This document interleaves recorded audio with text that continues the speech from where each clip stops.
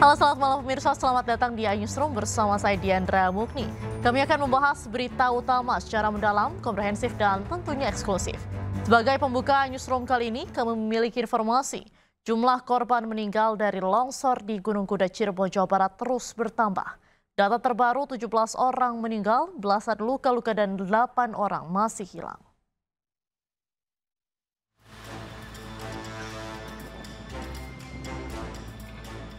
Basarnas dan tim gabungan mencatat dari 11 orang yang dinyatakan hilang. Sore ini sekitar pukul 4 dan 5 waktu Indonesia Barat, 3 orang ditemukan dalam kondisi meninggal dunia. Dari pencarian hari ini, data terbaru, total 17 orang tewas dan 8 masih hilang.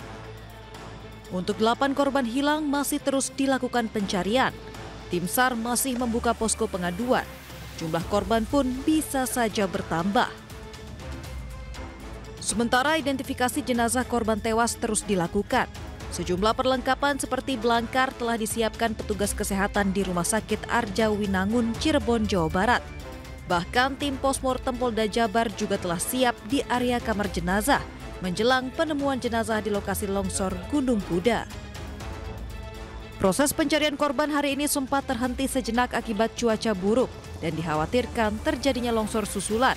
Proses pencarian hari ini dihentikan pukul 5:45 waktu Indonesia Barat dengan alasan keamanan akibat cuaca yang terus gerimis.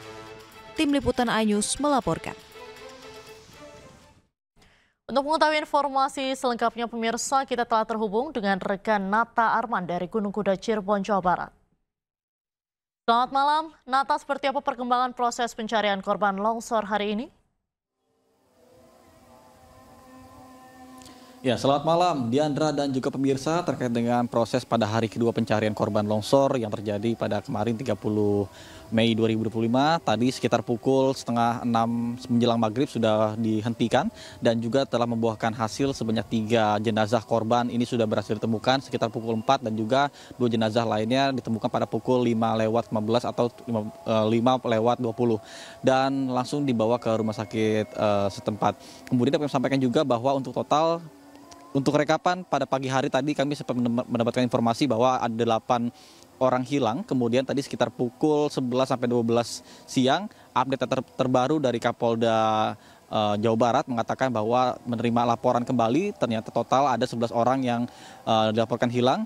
Kemudian untuk yang korban meninggal dunia yang sudah berhasil diidentifikasi dan juga sudah diberikan kepada pihak keluarga 14 orang dan tentunya ditambah lagi dengan tadi penemuan 3 artinya sudah ada 17 korban yang dinyatakan meninggal dunia dan 3 orang ini masih proses dari identifikasi baik itu dari postmortem dan juga antemortem. Kemudian untuk total keseluruhan artinya dari tadi kami sempat memantau masih ada terkendala juga lantaran cuaca tadi sempat sekitar pukul 2 siang sampai dengan pukul 3 dihentikan sementara waktu lantaran cuaca sudah mulai mendung kemudian juga turun rintik-rintik hujan. Ini pun sangat berpotensi berbahaya mengingat untuk curam untuk dari tebing sendiri ini curam sekali dan posisinya adalah vertikal dan condong ke dalam bagian bawahnya sehingga apabila turun hujan dikhawatirkan akan adanya longsor susulan mengingat pada kemarin malam ini sempat ada longsor susulan sebanyak 3 kali dan ini pun yang diantisipasi oleh pihak dari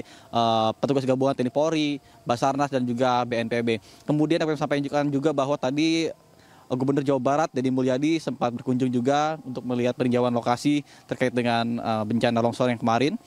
Kemudian tadi mengatakan penegasan bahwa untuk lokasi di Gunung Kuda ini sudah dicabut perizinannya sehingga nantinya akan meminta dari pemerintah setempat untuk dikembalikan menjadi dialihfungsikan sebagai lokasi hijau seperti itu. Kemudian dapat sampaikan juga bahwa untuk saat ini tadi kendala-kendala yang mungkin terjadi di lapangan ini tadi sempat terkendala juga lantaran batu-batu dari longsor yang terjadi ini merupakan batu-batu kapur yang notabene sangat besar sehingga membutuhkan alat-alat berat untuk melakukan proses evakuasi pemindahan pengerukan dari material-material longsor. Karena diketahui bahwa untuk longsor di tambang ini bukan hanya tanah saja, melainkan batuan kapur yang besar dicampur dengan campuran-campuran material tanah dan juga debu, ditambah lagi kemarin ada longsor susulan sehingga ini menjadi semakin padat, sehingga inilah yang menjadi suatu kendala karena kontur tanahnya yang semakin padat dan juga keras.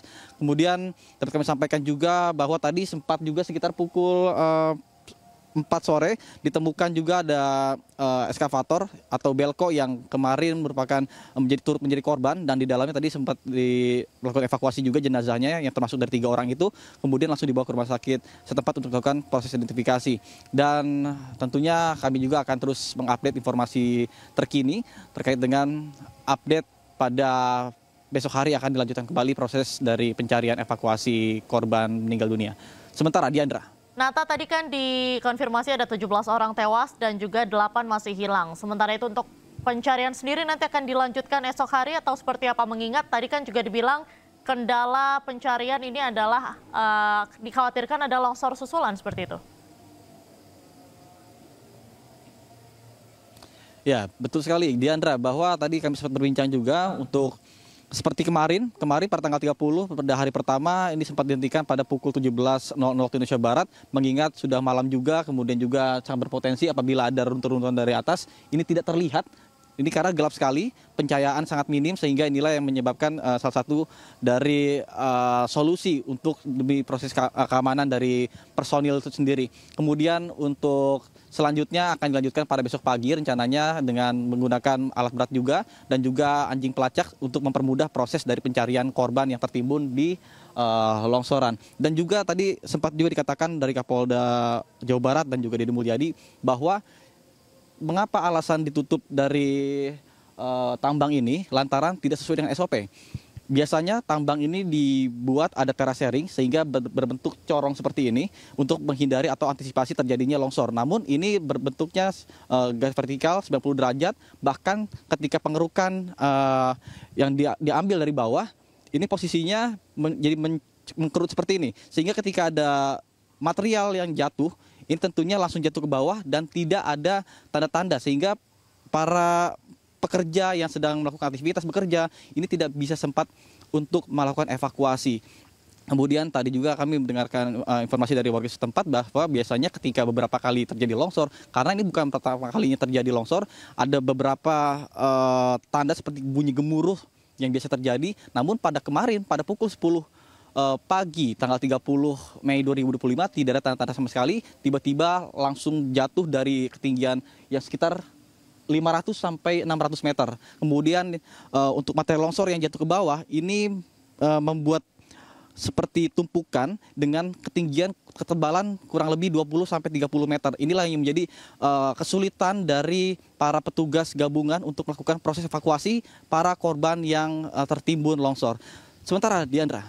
Baik, lalu Nata, ini dapat diartikan bahwa saat ini untuk setelah longsor ini terjadi, apakah dapat dipastikan bahwa kegiatan tambang ini sudah tidak bisa lagi dilakukan di sana?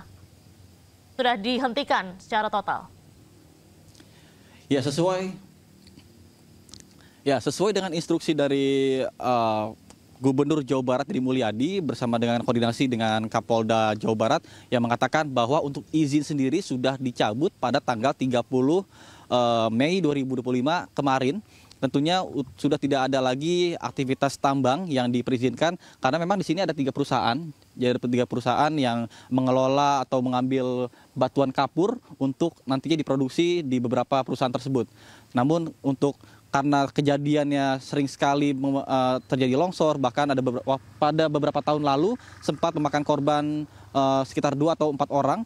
Ini pun Deddy Mulyadi menjadi suatu catatan bahwa di sini merupakan lokasi yang sangat rawan dan juga tidak layak karena tidak sesuai dengan SOP pertambangan. Jadi anggap seperti itu karena bisa dilihat sendiri untuk kontur tanahnya juga ini mengandung campuran kapur, terus juga tanah. Jadi sehingga ketika turun hujan dan juga kering ini akan menjadi cepat rapuh. Kemudian untuk teksturnya juga ini lurus vertikal, bahkan condong pengerukan tuh berada di posisi di bawah. Jadi posisi seperti ini. Biasanya kalau untuk tambang biasanya seperti mangkuk dan juga adanya terasering untuk mengantisipasi terjadinya longsor. Namun ini tidak sesuai dengan SOP dianggap sehingga tidak diizinkan untuk beroperasi kembali. Terima kasih Nata atas laporan Anda langsung dari Gunung Kuda, Cirebon, Jawa Barat. Selamat malam, selamat kembali bertugas dan tetap berhati-hati. Pemirsa, pemilik tambang batu di Gunung Kuda, Cirebon, Jawa Barat sudah ditangkap pihak kepolisian. Saat ini sudah 6 orang saksi diperiksa polisi terkait longsornya Gunung Kuda.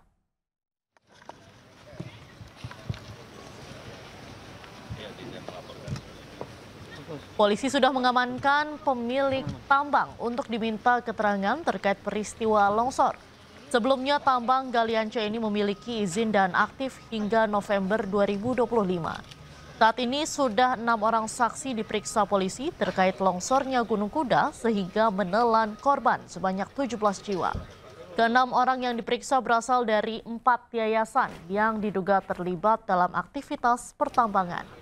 Berdasarkan hasil pemeriksaan, 3 dari 4 yayasan terbukti melakukan eksploitasi dan 1 yayasan masih dalam tahap eksplorasi. Namun izin keempatnya sudah dihentikan. Gubernur Jawa Barat Deddy Mulyadi meninjau lokasi longsor tambang Galian C Gunung Kuda, Cirebon, Jawa Barat.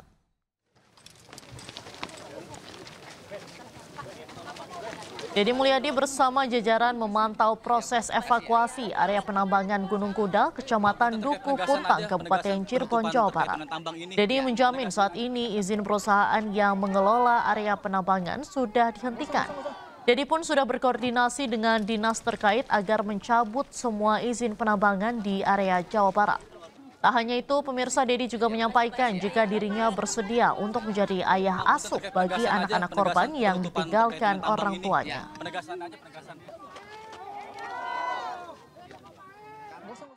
Saat ini saya baru selesai melihat lokasi longsor di penambangan Gunung Kuda, Kecamatan Duku Puntang, Kabupaten Cirebon. Saya juga sudah menengok salah satu korban, pedagang minuman, seorang ibu, kemudian statusnya janda dan punya 4 orang anak.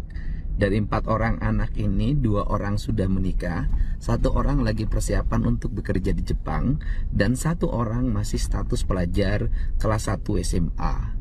Dan masih ada sekitar 14 korban meninggal yang sudah ditemukan dan 11 korban diperkirakan meninggal dan belum ditemukan. Pemerintah Provinsi Jawa Barat bertanggung jawab terhadap pendidikan seluruh anak-anak yang ditinggalkan oleh korban. Dan saya bersedia untuk menjadi ayah asuh dari mereka semua. Semoga peristiwa ini menjadi pembelajaran penting bagi kita bahwa siapapun yang menjadi tuan harus mengelola usahanya dengan baik, bertanggung jawab terhadap seluruh peristiwa yang terjadi. Terima kasih, semoga kita semua mendapat perlindungan Allah Subhanahu wa Ta'ala. Pemirsa, seorang anak dari salah satu korban longsor di Gunung Kuda mendatangi posko antemortem. Bapaknya yang masih hilang hingga kini belum kembali ke rumah sejak informasi longsor diterima pihak keluarga.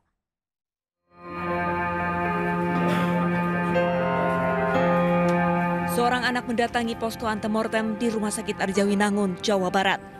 Imanda namanya. Ia mencari ayahnya yang berprofesi kuli panggul pasir dan batu selama 25 tahun bernama Nur Rahman. Dirinya dan keluarga terus mencari dan berharap ayahnya dapat ditemukan dalam kondisi selamat.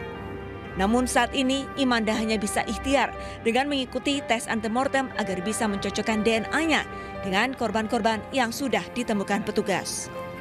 Paling tes DNA sama laporan orang kehilangan aja sih.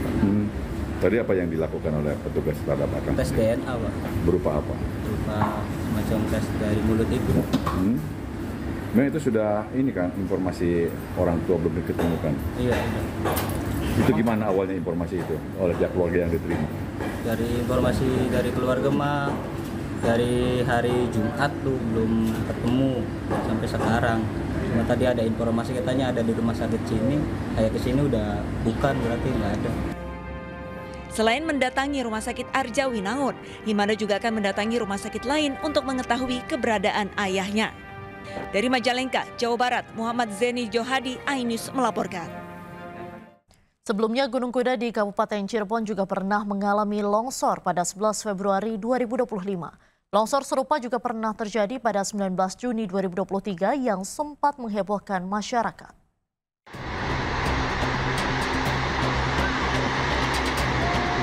Gunung Kuda bukanlah nama baru dalam daftar lokasi rawan bencana tambang di Cirebon.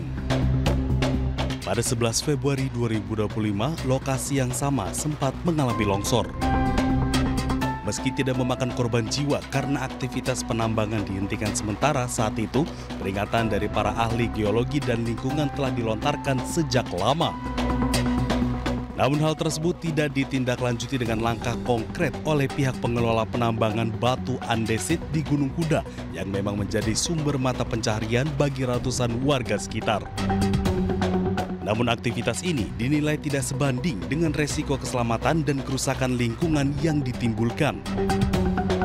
Sebelumnya pada 19 Juni 2023, longsoran besar juga terjadi di lokasi galian C Gunung Kuda, Kecamatan Dukuh Puntang, Kabupaten Cirebon, Jawa Barat.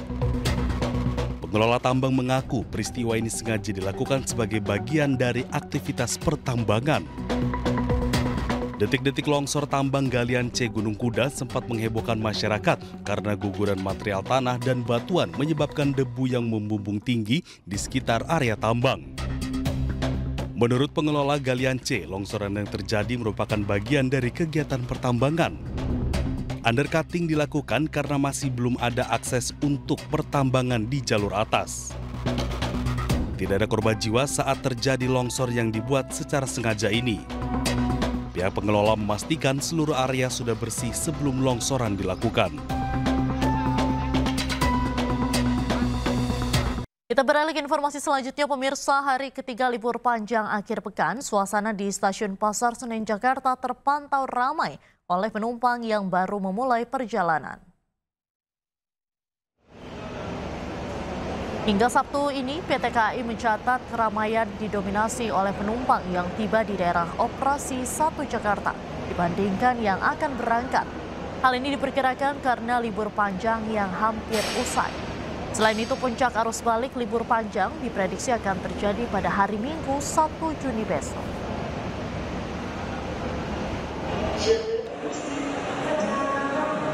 Sementara itu, PT Kereta Cepat Indonesia Cina menyatakan adanya peningkatan minat masyarakat terhadap Wush pada momen libur panjang ini.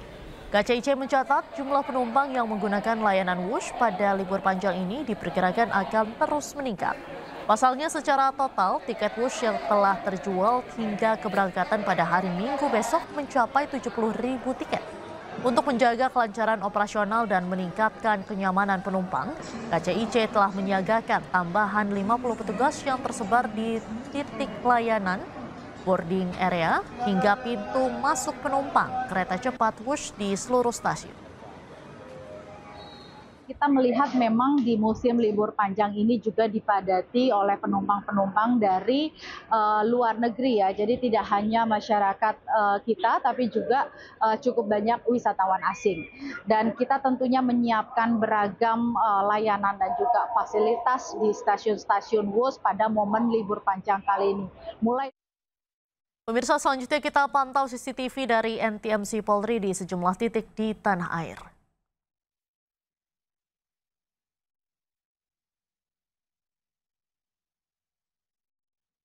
Pemirsa, di sisi kiri atas ini adalah di Pos Pol Cileunyi. Arus lalu lintas di sana terpantau ramai lancar. Kemudian di sebelah kanan atas ini merupakan Pos Pol Rindu Alam di Puncak, Kabupaten Bogor. Di sana juga arus lalu lintas nampak ramai lancar. Sementara itu di kiri bawah ini adalah arus lalu lintas di Pasar Gamping. Arus lalu lintas juga nampak cukup ramai namun masih tetap lancar. Sementara di kanan bawah ini juga terpantau arus lalu lintas ramai lancar.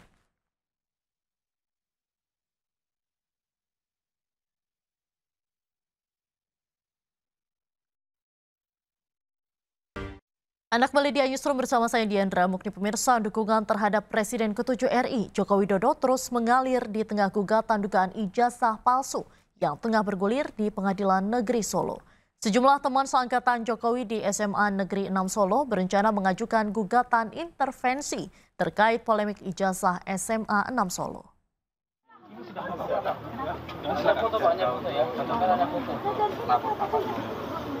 Kedatangan teman Jokowi dan perwakilan dari SMA 6 karena mereka tidak menerima terdampak polemik ijazah Jokowi. Mereka akan melakukan gugatan intervensi atas gugatan ijazah palsu Jokowi. Rencananya gugatan ini akan diajukan ke Pengadilan Negeri Solo. Gugatan intervensi dilakukan pada perkara yang digugat Muhammad Taufik. Kedatangan kami ke sini adalah dalam rangka untuk mohon izin, kami akan melakukan gugat intervensi atas gugatan yang dituduhkan kepada Pak Jokowi bahwa ijazah SMA-nya Pak Jokowi itu adalah palsu.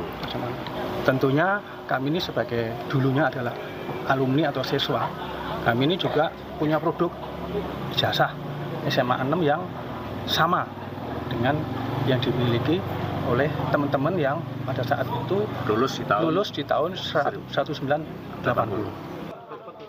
Sementara itu kuasa hukum para teman Jokowi, Wahyu Theo, akan segera melayangkan gugatan ini dan mengikuti proses persidangan. Jadi di gugatan intervensi itu kepentingan kami menjaga marwah SMA 6, menjaga marwah alumni teman-teman SMA 6, dan kami mengajukan gugatan selaku pihak yang juga merasa kepentingannya dirugikan dengan ada gugatan. Para teman sekolah Jokowi ini merasa terpanggil, terutama untuk menjaga marwah serta kehormatan dunia pendidikan. Dari Solo, Jawa Tengah, Septiantoro, iNews melaporkan. Pemirsa, ahli digital yang juga terlapor dalam kasus dugaan ijazah palsu Jokowi meminta agar gelar perkara khusus secara terbuka. Selain itu, Roy Suryo juga akan melaporkan penyidik Bareskrim Polri ke Kompolnas.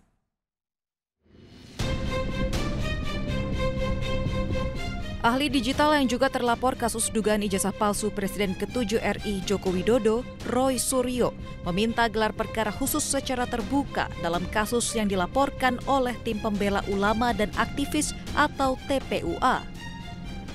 Selain itu, setelah melapor ke Komnas HAM, Roy Suryo juga berencana melaporkan penyidik Bareskrim Polri ke Komisi Kepolisian Nasional atau Kompolnas karena dinilai tidak transparan dalam menangani aduan dugaan ijazah palsu Presiden RI ke-7 Joko Widodo. Kompolnas pun menyatakan siap menerima laporan dari Roy Suryo CS. Kami mendukung semua pihak termasuk pelaporan nanti dari TPUA kepada Kompolnas ya, kemudian kepada pihak-pihak lain yang mungkin diperlukan. Jadi insya Allah semua ini akan membuka wacana masyarakat, membuka pengetahuan masyarakat, dan yang penting adalah kejujuran dan kenegarawanan. Itu yang paling penting untuk membongkar skandal ijazah palsu ini. Menurut Roy Suryo, ia mendukung pelaporan TPUA kepada Kompolnas agar membuka pengetahuan masyarakat agar skandal ijazah palsu bisa terbongkar. Tim Liputan iNews melaporkan. Pemirsa, pakar telematika Roy Suryo kembali menganalisis ijazah Jokowi. Menurutnya, ijazah Jokowi tidak identik.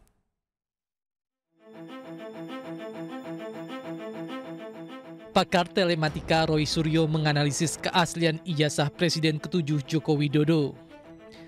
Hasilnya, ijazah Jokowi tidak identik dengan 3 ijazah pembanding. Menurutnya, analisis yang dilakukan tersebut bersifat terbuka dengan metode identifikasi dan komparasi visual. Ijazah Jokowi dibandingkan dengan 3 ijazah milik alumni Fakultas Kehutanan UGM yang lulus pada November 1985. Langkah ini dilakukan bukan untuk menggiring opini, tetapi memberikan data yang bisa diverifikasi. Perbincangan mengenai ijazah Presiden Joko Widodo bukanlah isu baru. Namun kali ini, kita tahu klaim temuan baru tentang ijazah Jokowi. Kita terhubung dengan Roy Suryo sebagai pakar telematika dan pengacara Jokowi, Yakub Hasibuan. Selamat malam, Mas Roy Suryo dan Mas Yakub. Selamat malam juga, Mas Roy. Baik, saya akan ke Mas Roy terlebih dahulu. Mas Roy, Anda kan pernah beberapa kali menyatakan bahwa ada ketidaksesuaian atau keanehan pada ijazah Presiden Jokowi. Bisa dijelaskan mungkin dari sudut pandang forensik digital apa maksud Anda dengan ijazah itu tidak identik? Oke, jadi kita ikuti cara Bareskrim untuk meneliti ijazah dengan memperbandingkan identik atau tidak ijazah dengan sampel. Nah, kali ini saya minta melakukan, jadi ini metode yang dilakukan Bareskrim ya. Jadi saya ingin metode yang dilakukan Bareskrim dengan membandingkan di sampel ijazah. Oke, kita lihat ijazah yang adalah ijazah yang diakui oleh Bareskrim, yaitu yang difotokopi, yang ada fotonya pada saat press conference. Itu kita ambil sebagai sampel pertama. Sampel pembanding kedua adalah ijazah nomor 115. 115 itu milik Sri Murtiningsih, ya, itu sudah di-upload oleh yang bersangkutan dan sempat juga dibawa oleh yang bersangkutan ke pertemuan UGM tahun 2017 yang lalu. Ya, dan kedua ijazah berikutnya adalah ijazah 1116. Itu ijazah almarhum Haridono yang itu ditunjuk sendiri oleh Dekan Fakultas Kehutanan UGM, Pak Sunarta, pada saat diwawancarai oleh Kompas TV tahun 2022. Kemudian ijazah ketiga itu milik Frono Jiwo 11 ya, ini sering memberikan ijazah karena adalah pendukung kerasnya Jokowi, yaitu ijazah nomor 111. Nah, ketiga ijazah ini saya uji dulu. Jadi ini Bareskrim juga harus melakukan ini. Ijazah itu kita uji dulu bandingnya. Ternyata 115, 16 dan 17 Sri Murtiningsih, Arhum Mulyo dan Fronsio itu identik. Identik itu apa? Kelihatan semua. Dari logonya, huruf Z pada tulisan ijazah, posisinya sama persis ya, sampai mikromilimeternya saya. Kemudian huruf A pada tulisan sarjana itu juga masuknya sama pada logo. Nah, menariknya, ketika tiga ijazah yang sudah identik dan asli ini, saya perbandingkan dengan ijazah 11120 yang itu miliknya Joko Widodo, yang ditunjukkan oleh Bareskrim, ternyata tidak identik. Ternyata miliknya Joko itu meleset. Ya, tulisan Z dan tulisan A itu meleset. Jadi artinya tiga ijazah pembanding, yaitu miliknya Sri Murtiningsih, almarhum Haridono dan Frono Jiwo itu identik, yaitu sama keluarannya pada tanggal 15 November. Ijazahnya yang tertulis Jokowi, yang itu miliknya yang dipamerkan Bareskrim Mabes Polri. Jadi ini bukan sumbernya, sumber dari Bareskrim Mabes Polri pada saat press conference tidak identik. Jadi dari sini, yuk kita buka, kita harus cek Bareskrim. Bisa ditunjukkan dengan cara yang sama saya menguji. Karena ini adalah metode identik yang dilakukan oleh Bareskrim dan hasilnya tidak ada satu ijazah yang identik dengan ijazahnya Jokowi. Berarti ijazahnya Joko Widodo itu tidak identik dengan ijazah-ijazah yang sulit dipastikan aslinya. Itu, Andra. Baik, kalau Mas Yakub secara hukum apa sebetulnya makna dari dokumen tidak identik ini? Ya, Mbak Diandra, sebelum kita masuk ke definisi identik tidak identik, mungkin saya harus klarifikasi sedikit bahwa yang disampaikan Mas Roy mengenai metode yang digunakan oleh Bareskrim itu tadi adalah salah atau tidak benar. Kenapa sih bilang salah? Karena Bareskrim itu meneliti atau menguji ijazah Pak Jokowi yang asli. Sedangkan Mas Roy sendiri sudah tadi memperlihatkan ini, jujur saya baru lihat nih, tadi yang tayangan-tayangan tadi itu adalah foto dari dokumen yang menurut beliau adalah ijazah Pak Jokowi. Jadi dari metodenya aja sudah tidak benar. Yang satu meneliti asli, di mana Pak Jokowi mengantarkan langsung barang itu, diteliti asli, dilapor langsung ya, di puslapor. Sedangkan yang diteliti oleh Mas Roy ini adalah foto nih, yang menurut Mas Roy ini, yang ditayangkan ini, jujur saya baru lihat, adalah foto dari yang menurut beliau adalah ijazah.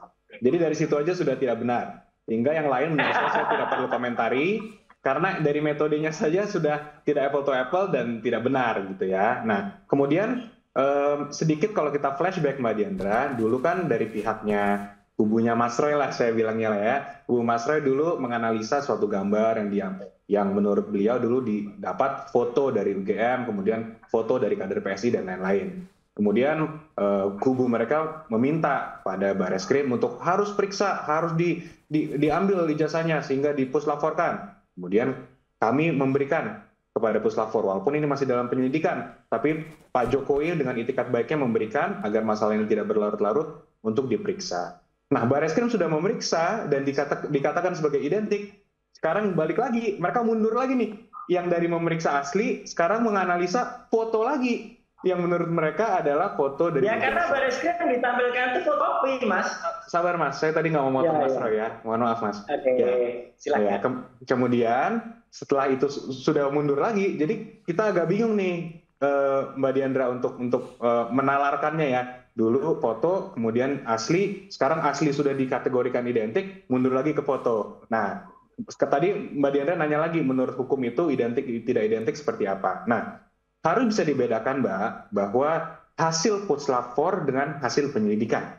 Hasil puslap-4-nya itu tentu boleh ditanya semua ahli, hanya bisa mengatakan identik atau tidak identik.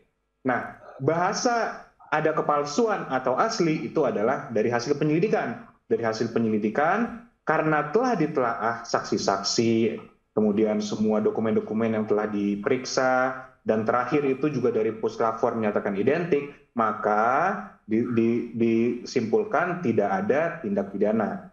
Sehingga tidak bisa dinaikkan kepada penyidikan dan harus di-stop penyelidikannya. Yang artinya ya berarti ijazahnya asli karena tidak ada pidana atau tidak ada dugaan tindak pidana pemalsuan. Jadi itu dari sisi hukumnya begitu, Mbak Diandra. Baik, Mas Roy, ini kan menganalisa lewat foto begitu. Metode apa sih yang sebetulnya Anda lakukan? Kemudian dalam pemeriksaan dokumen digital sendiri bagaimana Anda menentukan apakah ijazah tersebut itu asli, salinan atau hasil modifikasi? Inilah nama metode identifikasi. Oke, kenapa saya tampilkan yang fotokopi yang terlihatnya? Karena itu yang ditampilkan Barreskrim kemarin pada press conference. Kalau memang Barreskrim memang punya ijazah aslinya ditampilkan, itu pun sanggup seksa. Jadi apapun soalnya saya tidak salah ya. Tapi karena ditampilkan harus di atas Pak Dir Tipidu, Bapak Dono itu adalah yang fotokopi itu, maka saya tampilkan itu. Saya juga bisa kok, saya juga punya uji yang sudah di-upload oleh si Sandi, itu pun juga sama hasilnya karena itu tidak identik juga. Jadi kalau memang ada aslinya sih kita periksa, kita bukakan aja. Barreskrim jangan menutupi prosesnya. Yang udah buka, saya pun sudah buka sampelnya sebut saya itu apa saja, nggak ada saya yang ditutup-tutupi kayak kemarin. Barreskrim kan tutupi 3 sampel itu milik siapa, ya gitu. Ini jelas betul sampelnya 15, 16, 17 dibandingkan 1120 video. Kalau tadi dikatakan, kenapa itu hanya foto atau fotokopi? Oke, karena itu yang telah secara resmi pada saat press conference tanggal 20 saja pada saat press conference ditunjuk yang asli, ada yang asli. Oke, yang asli kita cek karena itu sama. Kalau ternyata yang fotokopi ternyata tadi dikatakan itu disaksikan, benar menyatakan itu ada kebohongan publik dong yang ditampilkan. Itu kan fotokopi seluruh apa? Jika itu fotokopi itu yang ditekan Barreskrim, ya artinya kalau yang ditekan bukannya fotokopi, saya pun sanggup memeriksa. Jadi artinya buka-bukaan aja, nggak usah ditutupi. Ini tetap terbuka tanpa asli. Kalau mau palsu kata palsu, kalau mau asli kata asli. Itu dia. Baik, Mas Roy. Saya akan ke Mas Yakub. Mas Yakub, dalam konteks ini kan jika memang tidak terbukti begitu adanya pemalsuan secara hukum, dan apakah pihak yang menyebarkan narasi tidak identik ini bisa dikenakan sanksi hukum? Tentunya semua sudah diatur ya Mbak, bahwa siapapun yang menyebarkan berita yang tidak benar, yang dapat mencemarkan nama baik, kan ada dua nih, ada pencemaran nama baik, ada fitnah juga. Fitnah itu tentunya menyebarkan berita yang tidak sebagaimana seharusnya. Nah, pasti dapat dikategorikan harus bertanggung jawab ya untuk tindakan tersebut. Tapi kan ini kalau kembali lagi, kalau Mbak Diandra ingat di awal-awal bulan-bulan yang lalu sudah agak bergeser nih kan, awalnya itu mengenai font, kemudian bergeser lagi sempat ke skripsi, sekarang balik lagi ke ijazah. Itu pun mungkin karena mereka tidak memiliki dokumen aslinya, yang mereka menganalisa berdasarkan yang foto-foto gitu kan. Nah, kembali lagi sebenarnya kami jadi mempertanyakan nih definisi ilmiahnya nih harus disamakan dulu, karena kalau menurut pandangan kami dan ditanyakan kepada seluruh ahli, ilmiah itu kan tentunya metodologi harus jelas, sumber dokumen harus jelas, kesimpulannya pun dengan semua asumsi-asumsi dan dengan semua parameter yang jelas. Jadi kalau ada seseorang yang mengaku menggunakan ilmiah tapi sumber dokumennya aja sudah tidak benar, ya itu jelas hasilnya juga tidak benar. Nah, kalau dia berani mengategorikan atau menuduh sesuatu, mengkonklusikan dan menyebarkan fakta itu atau kata-kata itu, kesimpulan itulah secara masif, nah ini kan tidak benar menurut pandangan hukum. Jadi ini yang kami coba juga luruskan berkali-kali dari sebelum pun ada laporan-laporan ini, dari bertahun-tahun lalu kita sudah bilang, mohon di stop penyebaran berita seperti ini. Begitu, Mbak. Baik, terima kasih Mas Roy dan Mas Yakub sudah bergabung bersama dengan iNewsroom malam hari ini. Salam sehat selalu Mas Roy dan Mas Yakub. Thank you Mas Roy. Thank you. Pemirsa, kita beralih ke informasi selanjutnya. Usai digadang-gadang sebagai ketum PSI, kini nama Jokowi kembali disebut-sebut bakal menjadi Ketua Umum Partai Persatuan Pembangunan atau P3. Nama Jokowi diusulkan oleh internal partai berlambang Ka'bah tersebut dan didasarkan pada kedekatan P3 dengan Presiden ke-7 RI.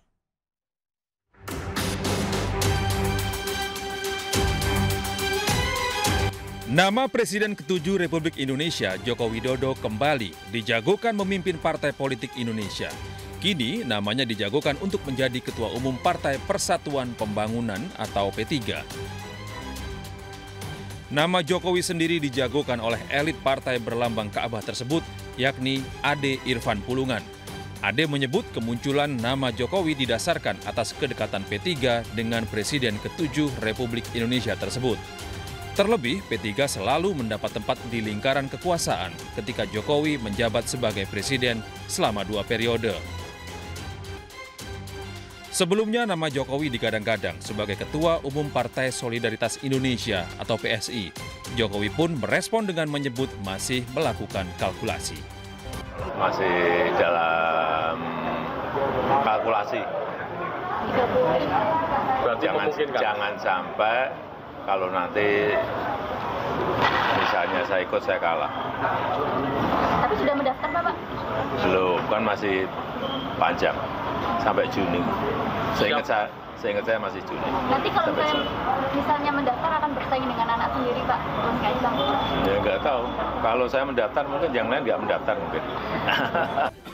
Pernyataan Jokowi pun ditanggapi oleh Sekjen Partai Solidaritas Indonesia sekaligus Menteri Kehutanan Raja Juli Antoni yang menemui Jokowi di kediamannya di Solo, Jawa Tengah. Raja Juli datang untuk menanyakan maksud pernyataan Jokowi soal wacana jadi Ketua Umum PSI. Ya, saya tanya tadi, Bapak gimana? Kemarin bicara mau daftar menjadi Ketua Umum PSI. Bapak katakan ya saya sedang terus mengkalkulasi.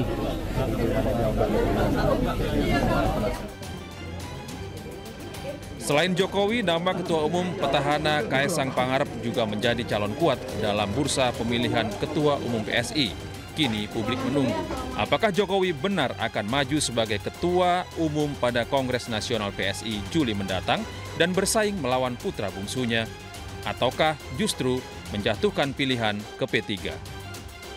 Dari Jakarta, Tim Liputan iNews melaporkan. Kerajaan Arab Saudi resmi tidak mengeluarkan visa haji furoda pada musim haji tahun ini. Informasi selengkapnya akan kami hadirkan sesaat lagi. Tetaplah bersama kami di iNews.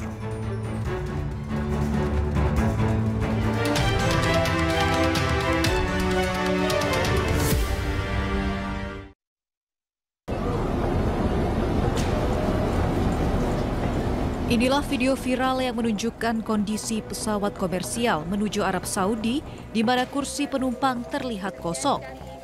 Ternyata insiden ini berkaitan erat dengan gagalnya ribuan calon jemaah haji furoda asal Indonesia berangkat ke Tanah Suci pada musim haji 2025. Pasalnya, Kerajaan Arab Saudi dipastikan tidak mengeluarkan visa resmi haji furoda pada musim haji tahun ini. Aliansi Pengusaha Haramain Seluruh Indonesia atau Aspirasi berharap adanya titik temu atau sebuah regulasi dari pemerintah agar bisa menjembatani dan bisa menjadi solusi untuk semua pihak. Itu perlu ada titik temu, ya perlu adanya sebuah regulasi yang bisa menjembatani dan bisa menjadi solusi buat kita semua sehingga jamaah haji yang mengantri itu bisa tereduksi, orang-orang yang berharap ingin bisa berangkat bisa mendapatkan solusi, ya itu mungkin kami dari Aspirasi ke depan sedang merumuskan sebuah konsep, mengusulkan agar konsep tersebut bisa menjadi jalan keluar buat kita semua dan pada pemerintah kita juga. Sebelumnya, Menteri Agama Nasaruddin Umar mengatakan Indonesia tidak memiliki kewenangan penerbitan visa haji furoda. Kendati demikian, pihaknya hingga kini terus berkomunikasi dengan pemerintah Arab Saudi. Jadi Pak, soal visa Haji Furoda itu Pak belum terbit? Iya, lagi kita menunggu Saudi. Itu kan di luar kewenangan kami ya. Tapi kami akan bantu. Insya Allah. Sudah komunikasi terkait dengan haji reguler atau khusus, apakah udah semua atau belum? Reguler sudah, visa ini juga sudah. Tinggal Furoda dengan. Pak, proses berarti sudah selesai semua ya, Prof? Ya, untuk tugas kita sudah. Tidak terbitnya visa Haji Furoda tidak hanya berlaku untuk calon jemaah Indonesia, melainkan untuk jemaah seluruh dunia. Tim Liputan iNews melaporkan. Pemirsa, Lembaga Bantuan Hukum Bandung menyatakan penangkapan 21 supporter Persikas Subang yang membentangkan spanduk Selamatkan Persikas dalam acara Ngajang Kawarga bersama Gubernur Jawa Barat Deddy Mulyadi merupakan pembungkaman. Melalui media sosial Instagram, LBH Bandung mengecam keras tindakan represif atau menekan yang dilakukan aparat terhadap aksi damai tersebut. Bahkan, LBH Bandung menyesalkan sikap Gubernur Deddy Mulyadi yang menunjukkan sikap tidak simpati pada anak-anak muda itu. LBH menganggap penangkapan yang dilakukan tanpa adanya tuduhan jelas dan prosedur menyimpang merupakan pelanggaran HAM serta bentuk penyelewengan kewenangan dari sebuah institusi negara.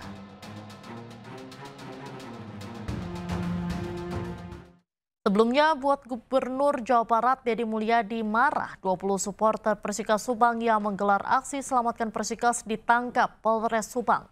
Usai diperiksa dan didata, mereka akhirnya dipulangkan. 20 orang supporter Persikas ini dipulangkan Satreskrim Polres Subang usai diperiksa dan didata Kamis malam. Mereka ditangkap polisi usai menggelar aksi Selamatkan Persikas di acara Gubernur Jawa Barat Deddy Mulyadi di Kecamatan Ciasem, Subang, Rabu malam. Menurut salah seorang supporter Persikas, aksi dilakukan karena tim kebanggaan mereka Persikas Subang yang berkompetisi di Liga 2 akan dijual pihak manajemen. Mereka ingin meminta Bupati Subang yang hadir di acara tersebut juga menyelamatkan Persikas dari rencana penjualan. Sementara Polres Subang berdalih hanya mendata dan memastikan mereka benar-benar supporter Persikas dan bukan penyusup yang akan berbuat onar. Mungkin rekan-rekan itu ingin menyuarakan aspirasi karena tim kebanggaan Kota Subang sedang ada rumor akan beralih ke Sumatera Selatan. Dan mungkin untuk penyampaian aspirasinya kita sangat menyayangkan karena tidak sesuai dengan timing dan kondisinya. Mungkin juga bisa jadi pembelajaran untuk kita bagaimana untuk menyampaikan pendapat. Pendataan tersebut adalah kami ingin betul-betul orang-orang tersebut merupakan supporter Persikas dan tidak disusupi oleh oknum-oknum lain yang punya maksud yang tidak baik. Sehingga kami datakan pada saat itu, namun ketika kami hubungi pihak orang tua maupun pihak yang bersangkutan, HP-nya tidak aktif, sehingga kami secara persuasif mendatangi. Pada Rabu malam, Gubernur Jawa Barat Deddy Mulyadi mengamuk saat tengah mengisi acara di Subang, Jawa Barat. Ia kesal dengan sekelompok supporter bola yang meneriakan yel-yel tolak klubnya dijual yang dianggap tak punya etika. Berhenti kamu! Duduk! Ini bukan forum Persikas, ini forum saya.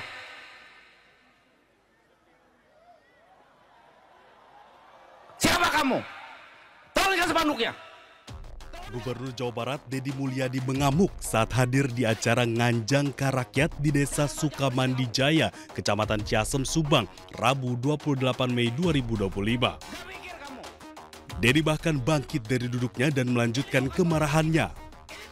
Ia naik pitam ketika sekelompok orang membentangkan spanduk yang menolak dijualnya klub sepak bola Persikas Subang, disertai teriakan yel-yel yang mengganggu jalannya acara.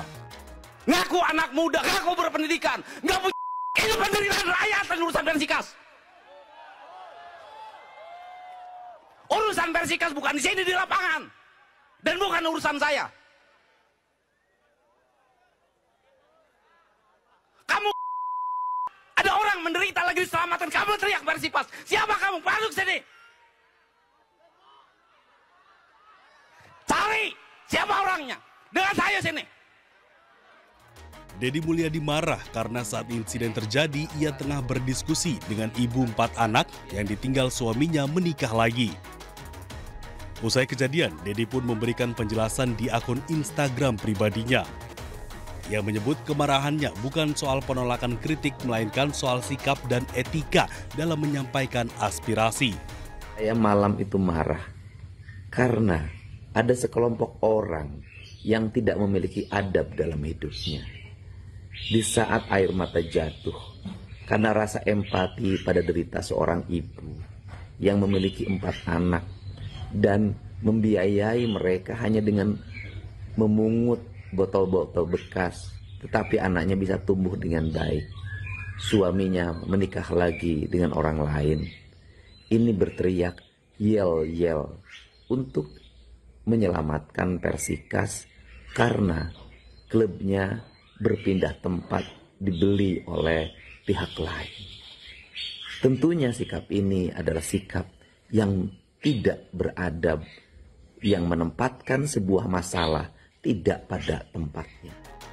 Deddy pun menyebut tindakan para pembawa spanduk tidak beradab, tidak empatik, dan lebih mementingkan ego daripada kemanusiaan. Persikas merupakan tim sepak bola asal Subang yang berkompetisi di Liga 2. Deddy menyebut saat ini masyarakat Subang lebih membutuhkan jalan dan sekolah yang baik dibanding Persikas. Mengelola sepak bola butuh biaya besar dan Deddy pun menilai uang Pemda Subang tidak akan cukup. Angkat gelas kita. Maintenant, je voudrais faire un toast au nom du peuple, du gouvernement et personnel et la prospérité de l'Indonésie et la France. Vive la France, vive l'Indonésie. Minuman Presiden Prabowo Subianto dan Presiden Prancis Emmanuel Macron saat gala dinner di Istana Negara Rabu lalu menuai sorotan netizen. Sejumlah warganet mempertanyakan apakah minuman tersebut adalah minuman beralkohol atau haram. Pada jamuan makan malam tersebut, Prabowo dan Macron bersulang dengan mengangkat gelas yang berisikan air berwarna keemasan. Sementara itu, pihak istana membantah kabar viral di media sosial yang menyebut Presiden Prabowo menggunakan minuman beralkohol ketika mengajak bersulang dengan Presiden Prancis Emmanuel Macron. Sekretaris Kabinet Teddy Indrawijaya menegaskan minuman tersebut adalah sari buah apel atau sparkling apple juice. Teddy menambahkan, minuman tersebut memang secara khusus dipilih untuk momen bersulang dalam gala dinner karena bebas alkohol. Pemirsa, 28 pemain timnas hari ini mengikuti pemusatan latihan terakhir di Bali sebelum terbang ke Jakarta. Seluruhnya mengikuti latihan dalam mematangkan strategi permainan.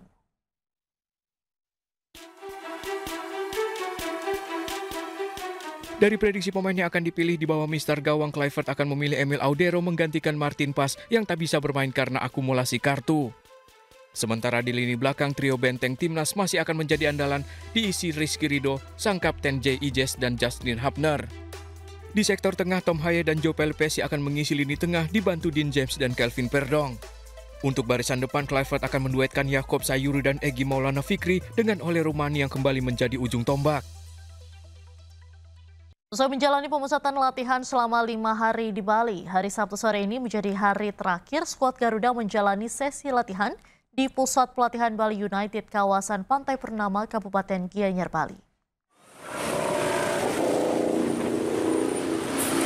Dalam sesi terakhir yang digelar secara tertutup ini, timnas mengebut program latihan sebelum kembali bertolak ke Jakarta besok sore. Terlihat rombongan bus dan mobil yang mengangkut para pemain dan pelatih timnas Indonesia memasuki kawasan Pusat Pelatihan Bali United pukul 16.30 waktu Indonesia Tengah. Terdapat suasana yang cukup berbeda pada hari terakhir pemusatan latihan ini.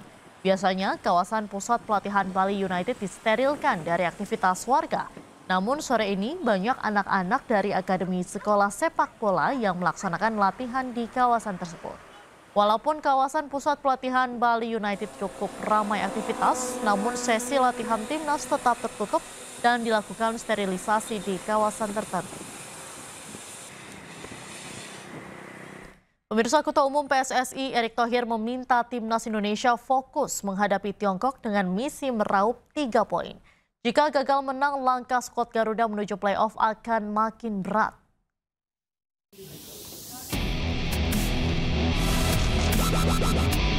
Timnas Indonesia menggembleng diri menjelang laga krusial melawan Tiongkok 5 Juni mendatang. Tambahan 3 poin adalah harga mati jika skuad Garuda ingin bertahan di 4 besar klasemen grup C. Ketua Umum PSSI Erick Thohir meminta pasukan pelatih Patrick Kluivert untuk fokus mendulang 3 poin saat menjamu Tiongkok. Jika gagal menang, langkah Jay Itzes dan kolega bakal makin berat untuk menembus playoff.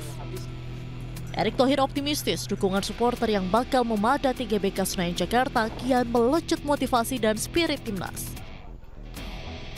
Fokus dulu lawan China, karena kalau lawan China kita tidak dapat poin 3, ya saya rasa berat sekali kita untuk ke playoff. Sedangkan kita targetnya kan paling tidak ranking 3, ranking 4 supaya kita ke playoff. Gitu. Satu fokus dulu lawan China dulu aja. Kita cukup confidence karena di setiap lini paling tidak kita punya selalu pemain ya yang kualitasnya sama. Jadi tidak bisa kita bilang starter dan cadangan. Ya, 2x11 ini yang kita harus pastikan punya pelapis gitu. Kehadiran dan sentuhan Kluivert secara psikologis juga dipandang mampu mendongkrak moral tanding pemain. Dari Badung, Bali, Indira Ari, iNews melaporkan.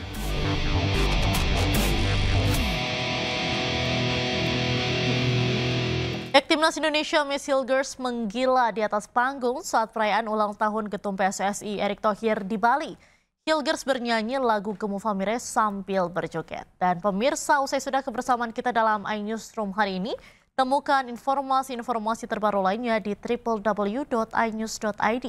Cuplikan tayangan berita iNews dapat Anda saksikan di kanal YouTube @official_iNews dan sesaat lagi rekan saya Cikal Multazam akan hadir dalam program iNews Malam. Saya Diandra Mukni mewakili seluruh kerabat kerja yang bertugas pamit undur diri. Terima kasih, sampai jumpa.